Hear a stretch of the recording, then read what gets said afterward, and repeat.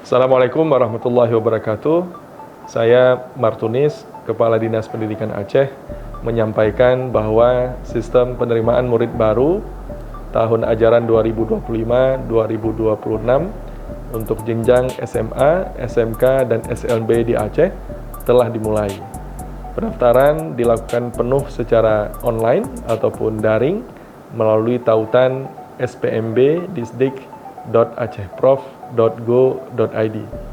Dalam tautan ini, informasi lengkap telah disediakan mulai dari jadwal hingga petunjuk teknis dan juga hasil pengumuman dapat dilihat melalui link yang ada di bawah ini.